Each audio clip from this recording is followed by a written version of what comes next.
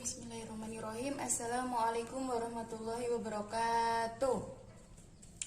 Selamat pagi anak-anak. Berjumpa lagi di pembelajaran matematika. Oke, pada pagi hari ini kita akan melanjutkan materi yang kemarin. Oke, kemarin kita membahas tentang teorema Pythagoras. Nah, hari ini nanti kita juga akan melanjutkan.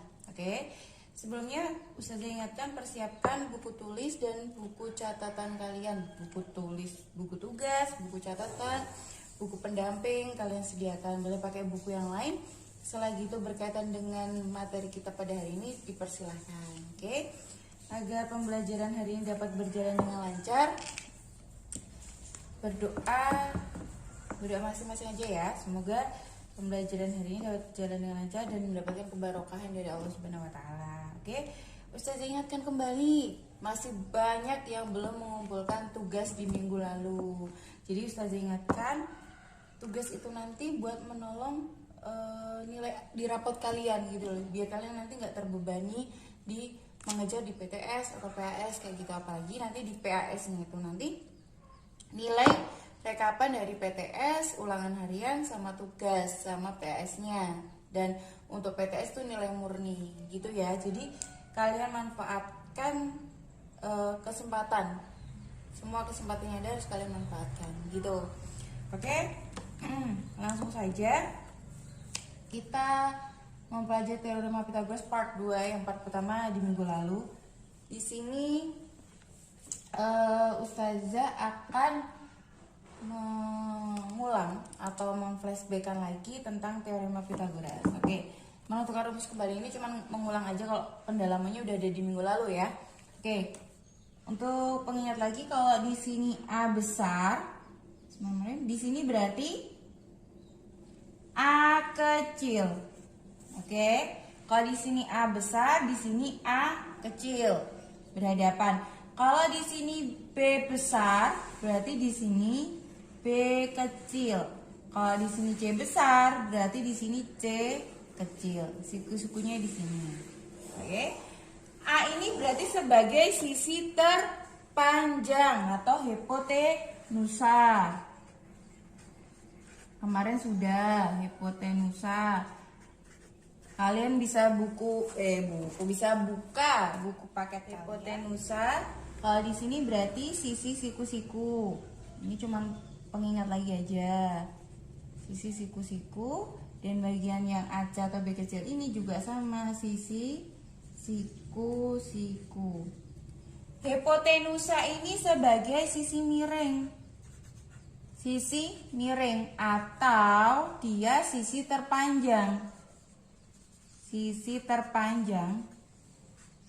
Oke. Nah, karena dia sisi terpanjang, otomatis nilainya lebih banyak daripada sisi yang lain. Seperti itu. Nah, dari sini logikanya kalau menentukan rumusnya, otomatis A kuadrat. Oke. Karena dia itu lebih banyak, berarti dia itu gabungan dari sisi yang lain. Berarti B kuadrat ditambah C kuadrat. Oke. Jadi kalau mencari sisi miring, itu sisi yang lain dijumlahkan. Nah, kalau mencari sisi selain sisi miring harus dikurangi. Kayak gitu. Contohnya mencari B kuadrat, otomatis dia bukan sisi terpanjang, berarti mencarinya itu hasil pengurangan sisi yang lain. Yang dikurangi C kurangi A atau A kurangi C, karena tersisa dua sisi. Yang mana? Yaitu A dikurangi C. Kenapa nggak C kurangi A, Us? Karena nilai yang terbanyak itu dikurangi yang nilai yang kecil. Nilai terbanyaknya adalah sisi miring. Otomatis di sini A kuadrat dikurangi C kuadrat. Gitu. Satu lagi, kalau mau mencari C, berarti C kuadrat. Nah, C kuadrat otomatis karena dia bukan sisi terpanjang, berarti hasil pengurangan dari sisi terpanjang dikurangi sisi yang pendek, berarti A kuadrat dikurangi B kuadrat. Oke. Di sini bisa ditarikkan kesimpulannya bahwa kalau mau mencari sisi miring, sisi yang lain dijumlahkan. Oke. Kalau mau mencari sisi miring, sisi yang lain dijumlahkan. Kalau mau mencari sisi selain sisi miring, berarti sisi terpanjang dikurangi sisi yang lain. Berarti kalau mencari B, berarti A kurangi C. A kuadrat kurangi C kuadrat. Kalau mau mencari C, berarti A kuadrat kurangi B kuadrat. Jadi sisi terpanjangnya sebagai yang dikurangi. Gitu ya, ini cuma buat pengingat aja. Kemarin sudah kita bahas, oke? Seperti ini. Lanjut. Nah, di sini nanti kita akan menentukan jenis segitiga berdasarkan panjang sisi. Oke, kita balik. Nah, sebelumnya kita akan membahas tentang kebalikan Pitagoras. Itu juga ada di buku paket kalian, halaman 11. Kalian bisa buka buku paket seperti ini, halaman 11. Oke, nah untuk kebalikan dari teorema Pitagoras, kalau teorema Pitagoras seperti tadi ya. Sekarang contohnya ada dua segitiga. Segitiga ABC dan segitiga PQR. Nah, untuk yang di atas angka-angkanya sudah diketahui atau panjangnya sisi sudah diketahui. Tapi untuk yang PQR ada salah satu sisi yang belum diketahui, yaitu sisi miring ini. Tapi kita perhatikan. Oh, panjangnya PQ itu C kecil. Oh, panjangnya AB itu C kecil. Berarti besarnya sama. Kita misalkan seperti itu. Berarti misalnya di sini 5, di sini juga 5. Misalnya di sini 4, sini juga 4. Kayak gitu. Nah, sekarang AC itu nilainya B. PR nilainya juga B. Berarti panjangnya sama. Nah, untuk BC itu nilainya A. Untuk QR X ini artinya ditanyakan, berarti X ini belum diketahui nilainya berapa, kayak gitu ya. Nah, di sini kita sesuaikan sama yang di atas tadi. Oh, tadi C-nya nilainya sama, C sama C, B sama B. Otomatis X-nya ini nilainya sama dengan A atau beda? X ini sama dengan A atau berbeda? Bagaimana? Tentu jawabannya sama, oke? Semisal ini saja kasih simbol, misal di sini 4, angkanya 4, di sini 4, di sini 3, di sini 3. Otomatis di sini misalnya 5, oke? Ini bisa aja, Otomatis X-nya ini bernilai 5 juga. Kenapa? Karena segitiga itu mesti, kalau di sini 4, di sini 3 ditarik garis sama yang di sini 4, sini 3, di sini 5 akan bernilai sama. Nah, jadi intinya kalau teorema Pitagoras itu dia menentukan salah satu garisnya itu nilainya berapa. Tapi kalau kebalikan, nah kebalikannya itu berbeda. Kalau di sini 4, 3, 5 ini siku-siku. Nah, ini siku-siku ya. Kalau nggak percaya kita pakai rumus aja. Kita rumus misalnya ini 5, di sini 5. Kita cek aja dia itu siku-siku atau enggak gitu ya. Di sini mau contoh yang atas atau yang bawah sama aja. Atau misalnya di sini aja deh. Misalnya mencari X, berarti X kuadrat ini kita pakai teorema Pitagoras dulu. Karena X ini kan ditanyakan. X ini sebagai sisi miring. Berarti kalau dia sisi miring, itu cara mencarinya sisi yang lain dijumlahkan. Berarti di sini, ini misal aja ya. Berarti di sini 4 kuadrat ditambah 3 kuadrat. Dibelah-belah boleh. Misalnya mau 3 kuadrat ditambah 4 kuadrat diperbolehkan. 4 kali 4 16. 3 kali 3 9. 16 tambah 9 25. Berarti X-nya biar kuadratnya ini hilang berarti di akar. Akar dari 25 hasilnya 5. Sesuai kan? Berarti di sini 5, di sini juga 5. Bisa digunakan tripel Pitagoras, berarti ini namanya segitiga siku-siku. Nah, perbedaannya seperti itu. Kalau triple dia mencari nilainya. Kalau kebalikan dia itu sudah diketahui angka-angkanya, dia tuh disuruh mencari. dia siku-siku atau bukan, kayak gitu. Jadi kebalikannya di situ. Kalau misalnya nih pertanyaannya, apakah segitiga ABC itu siku-siku? Nah, karena di bawah tadi hasilnya ketemu dan ini menyatakan siku-siku, berarti atasnya juga siku-siku karena segitiga, kedua segitiga ini adalah segitiga sebangun. Kongruen ya, karena nilainya sama. Nah, jadi karena sama berarti dia juga siku-siku. Oke. Sedikit aja kalau menentukan dia siku-siku atau enggak, caranya gini. Nanti di selanjutnya akan saya bahas. Misalnya di sini ada 5, 4, 3 atau 3, 5, 4. Nah, cara mencarinya, sisi terpanjang taruh di sini. Sisi terpanjangnya mana? 5. Berarti dia 5 kuadrat sama dengan sisi yang lain 3 kuadrat ditambah 4 kuadrat. Ini 5 kali 5 25. 3 kali 3 9. 4 kali 4 16. Berarti 25 ditambah sama dengan 9 tambah 16 25. Hasilnya sama enggak? Kalau hasilnya sama antara kanan dan kiri berarti dia siku-siku. Terbukti. Kayak gitu ya. Nah, jika A kuadrat ditambah B kuadrat tambah C kuadrat, maka segitiga ABC siku-siku di A.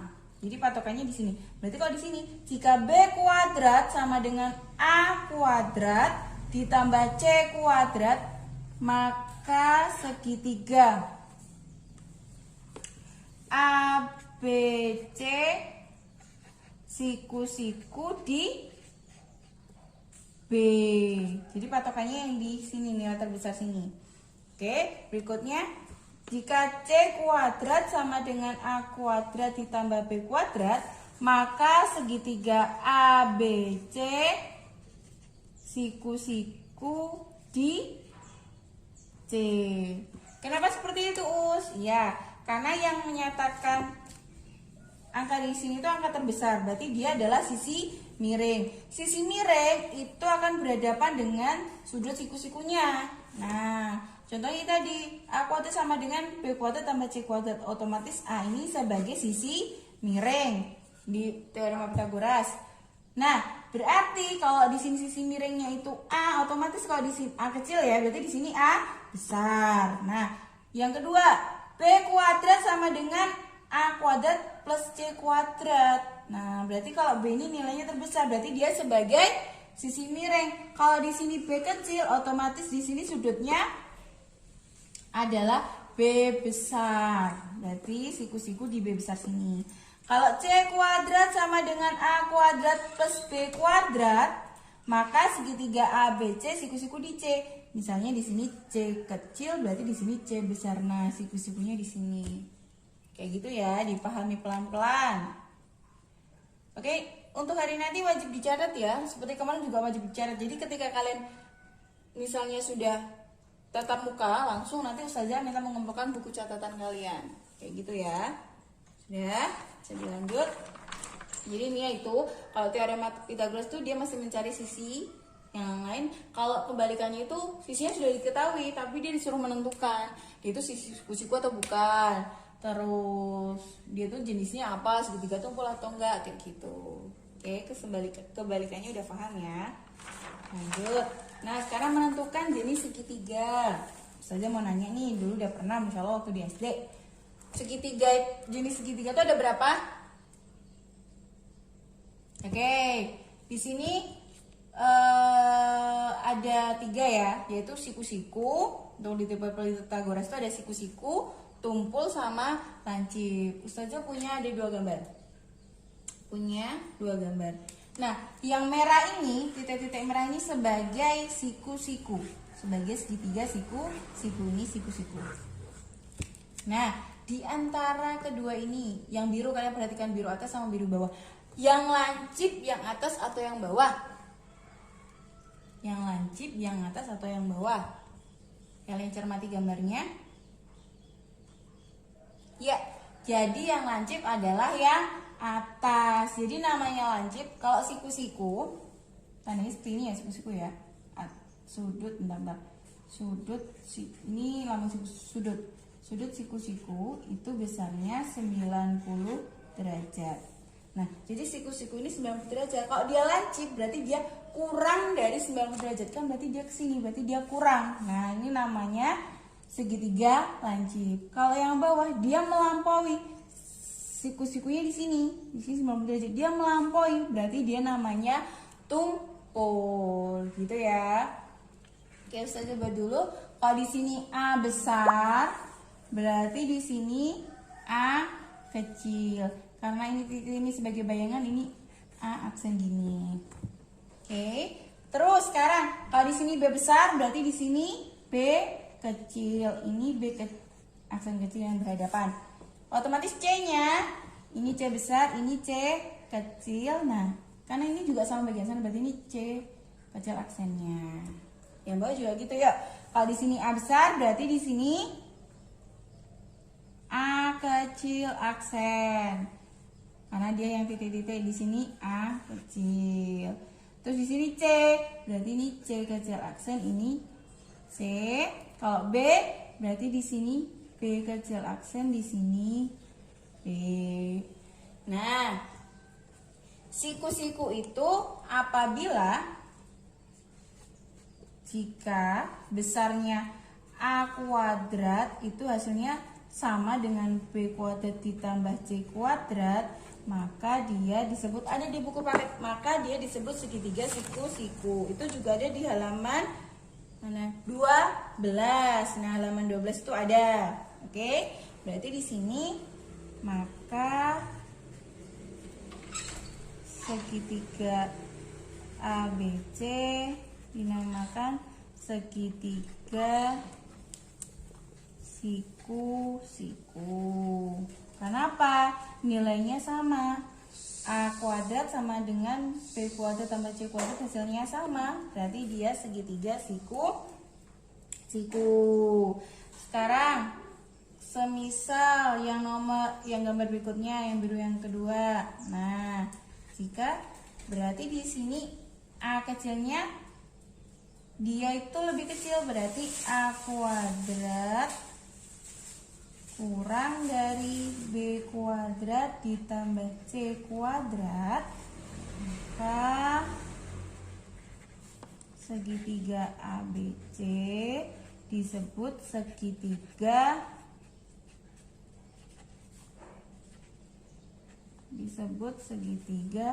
lancip. Gitu ya. Nah, yang kedua, dia melampaui siku-siku. Berarti dia lebih besar, makanya lebih besar. Berarti jika A kuadrat lebih besar dari B kuadrat ditambah C kuadrat, maka segitiga ABC disebut segitiga, bawahnya sini boleh, ini aja, tumpul. Nah, ingat jangan sampai ketuker ya. Maksudnya lambang ini, nah kalian tarik garis ke sini, ini kan bentuknya K. Nah, kalau Ustazah dulu nalarnya kayak gitu, K berarti dia kecil, berarti kurang dari. Kalau bentuknya kayak gini, diambil garis gini, dia membentuk huruf B, berarti dia besar, berarti lebih besar dari kayak gitu. Jadi nggak boleh ketuker antara yang atas sama yang bawah. Jadi tarik garis bagian sininya aja. Oh, di sini bentuk huruf K, berarti dia kecil atau kurang dari. Kalau tarik garis sini, oh ini bentuknya hurufnya B, berarti besar, berarti lebih dari kayak gitu. Bisa kalian catat, kalian post dan kalian catat di buku catatan kalian ya.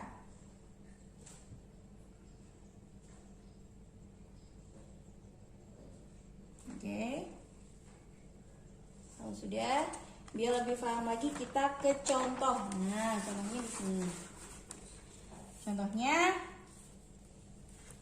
ini termasuk kebalikan ya. Jadi di sini udah ada angkanya, disuruh menentukan kayak gitu.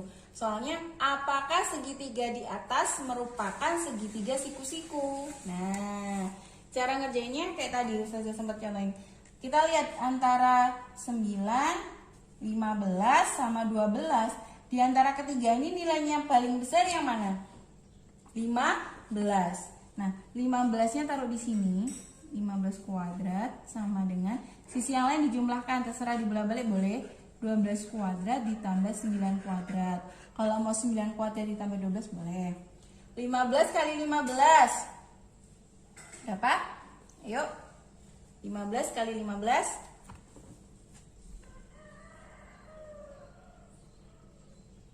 225. Kalau kita misalnya masih ada yang bingung, hitungnya gini, 15 kali 15.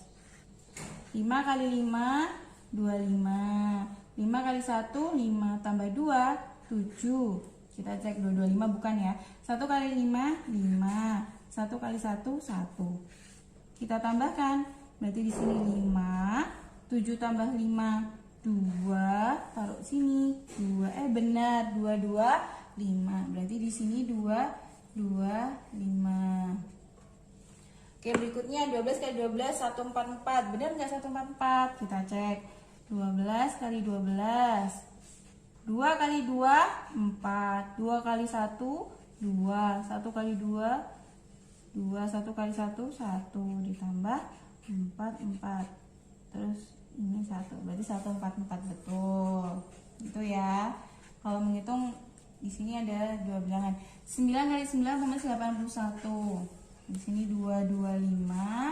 Kita tambahkan 144 ditambah 81. 4 tambah 1 5. 8 tambah 4 12. Taruh sini 2. 225. Nah, hasilnya kanan sama kiri sama. Jadi dia adalah segitiga siku gitu. Contohnya kayak gitu, kalian cermati, kalian pahami. Oke, kalian push, kalian catat. Ini termasuk bagian kebalikan dari teorema Pythagoras. Jadi sudah diketahui angkanya, dia suruh menentukan siku-siku atau bukan, kayak gitu ya. Tapi kalau teorema itu mencari sisinya kayak gitu. Oke, lanjut. Udah, kita lanjut ya. Oh, ada latihan 3 halaman 17. Oke, kalian buka latihan 3 halaman 17. Halaman 17. Oh ya. Latihan 3 halaman 17 nomor 1. Kita lihat, dari tigaan bilangan berikut manakah yang dapat membentuk segitiga siku-siku, lancip atau tumpul? Oke, kita coba yang nomor 1 A.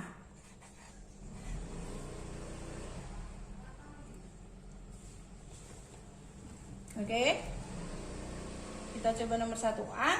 Di situ ada 9, 6, 11. Nah, ada 9, 6, 11. Di sini kita menentukan dia membentuk segitiga apa kayak gitu ya. Dari ketiga ini kita lihat angkanya yang paling besar yang mana? Angka 11. Berarti 11 taruh di sini. 11 kuadrat sama dengan sisi yang lain ditambahkan. Oke. 11 kali 11 adalah 121. Kalau 9 kali 9 81. 6 kali 6 36.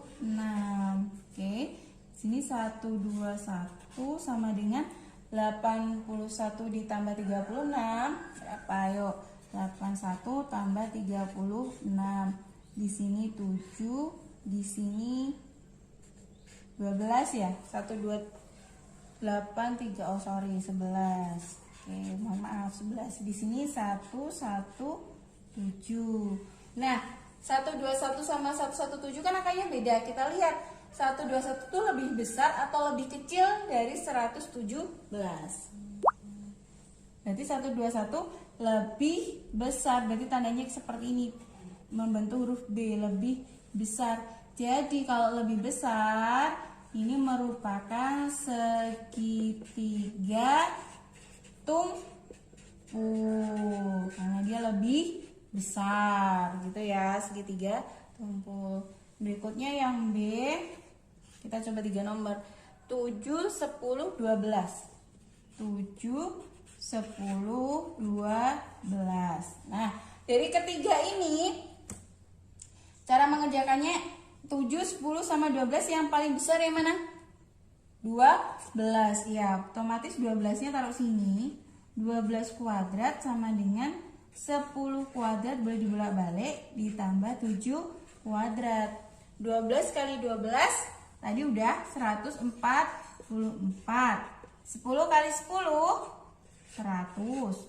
7 kali 7 49. Oke. Nah, di sini 144, 100 tambah 49 berarti 149. 144 sama 149 kan berbeda. 144 itu lebih besar atau lebih kecil dari 149? Lebih kecil, tandanya seperti ini. K lebih kecil. Jadi dia merupakan segitiga lancip. Gitu ya. Oke, terakhir yang C. Kita coba yang C deh. Kalian lihat buku paket. Nilainya 12, 16, 20. Oke. Nilai yang terbesar yang mana? 20. Berarti di sini 20 kuadrat sama dengan 12 kuadrat ditambah 16 kuadrat. Oke, 20 kali 20 400. Gitu ya. Cara ngitungnya kalau 20 kali 20 tuh misalnya 20 kali 20. Tinggal depannya aja. 2 kali 2 4. Nolnya ada 2, tinggal dimasukin sini. Gitu, jadinya 400. 12 kali 12 tadi udah 144 ditambah 16 kali 16 yaitu 256. Oke, di sini 400. Kita jumlahkan. 4 ditambah 6 0, pinjam 1. 4 tambah 1 5, 5 tambah 5 0, 1. 1 tambah 1 2, 2 tambah 2 4. Jadi 400. Nilainya sama. Kanan sama kiri sama-sama 400. Berarti dia merupakan segitiga apa, teman-teman? Segitiga segitiga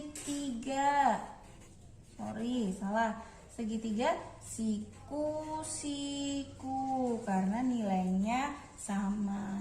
Bisa ya ngitungnya tadi ya, 144 tambah 256. Nih, tinggal ditambah 0 taruh 1, 0 taruh 1, 1 2 3 4 400 gitu.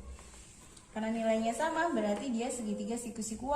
Kita bisa menentukan kalau lebih besar berarti dia segitiga tumpul. Caranya ya, ingat nilai yang paling besar kalau bagian sini. Ini lebih kecil berarti segitiga lancip. Nilainya sama berarti dia segitiga siku. Harus kalian tulis di buku catatan ya ini. Bisa kalian pause dulu pemilihannya. Sudah? Oke. Sudah ya. Ini termasuk dikebalikan Pitagoras, teorema Pitagoras. Nah, once again, kita pelajari triple Pitagoras. Nah, triple artinya tigaan. Nah, triple atau tigaan Pitagoras adalah 3 bilangan asli yang tepat untuk menyatakan panjang sisi-sisi suatu segitiga siku-siku. And then triple itu hanya untuk yang siku-siku. Kalau misalnya nanti hasilnya nggak sama hasilnya, bukan siku-siku, berarti dia bukan triple Pitagoras. Contoh, saya kasih contoh example nomor 1. Ada nih di buku paket kalian untuk triple Pitagoras, insya Allah halaman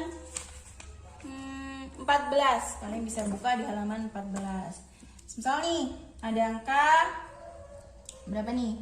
6, 8, 10. Angka yang paling besar yang mana? 10. 10 taruh sini. 10 kuadrat sama dengan 6 kuadrat ditambah 8 kuadrat. Cara ngerjain seperti ini. 10 kali 10 100. 6 kali 6 36.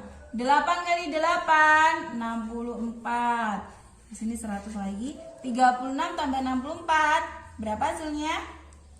36 ditambah 64. 6 tambah 4 10, taruh 1. 1 tambah 3 4 tambah 6 100. Wah, nilainya sama-sama 100. Berarti dia siku-siku. Otomatis ini termasuk triple Pythagoras. Nih, kalau tadi kita menentukan jenisnya. Kalau sama dia siku-siku, kalau lebih besar dia tumpul, segitiga tumpul, kalau lebih kecil dia segitiga lancip. Tapi kalau di sini di triple Pythagoras, dia syaratnya harus siku-siku. Kalau dia nggak siku-siku berarti dia bukan triple Pythagoras. Kayak gitu ya. Kalau yang tadi kita coba cek, cara mengerjakannya sama kayak tadi, menentukan jenis segitiga.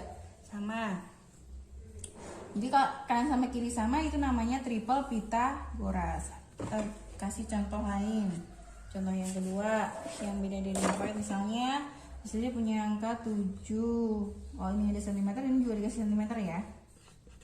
Seandainya nggak ada sentimeternya, nggak ada satuannya, nggak usah, nggak apa-apa. Saya di sini 7, 9, 11. Nah, jadi ketiga ini angkanya paling besar yang mana? 11, berarti 11 taruh sini. 11 kuadrat sama dengan 7 kuadrat ditambah 9 kuadrat. 11 kali 11, 121. 7 kali 7, 49. 9 kali 9, 81. 49 ditambah 81. Yuk, 49 ditambah 81. 9 tambah 1, 10. Taruh sini. 1 tambah 4, 5. Tambah 8, 13. Berarti di sini 130. Hasilnya sama apa beda? Oh, beda, dikasih tanda kayak gini. Beda, tidak sama. Ini bacanya tidak sama ya. Jadi taruh sini ya. Jadi bukan triple Pythagoras.